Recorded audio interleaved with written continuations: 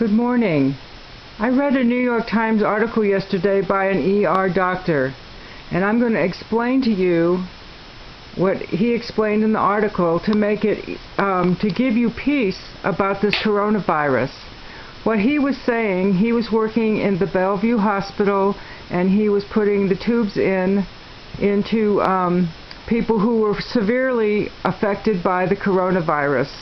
They were actually in critical condition, and what he found was that these people had trouble breathing but were not able to tell that they had trouble breathing long before they showed up in the hospital with the COVID pneumonia, and they were in critical condition.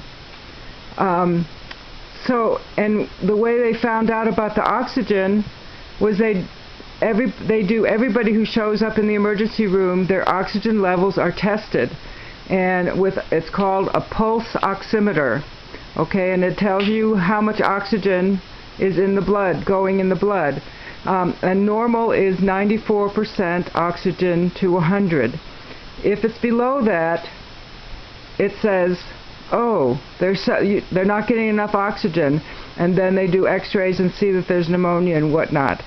The thing about a pulse oximeter is that is as easy to use as a thermometer, and it's very inexpensive to own a pulse oximeter, and you can use it yourself.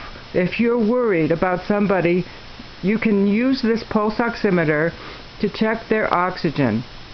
And if it's below 94% and they're having symptoms, or if it's just below 94%, it's time to call the doctor. Maybe go to the emergency room before it gets serious, before you need to have intubation and be put on the ventilator. Ventilators, if you get on the ventilator, there's no guarantee you're going to survive that, because it's a very serious thing. So what I'm saying is this is something very early and much more efficient than using a thermometer. And it's something you can do, I can do, anybody who does it, anybody with no medical background can have a pulse oximeter. It just pinches on the end of your finger, doesn't hurt at all, and will tell you how much oxygen. And I'm looking on Amazon, they cost about $40 and up. Of course, once this word gets out, they're going to get more expensive and people are going to hoard them.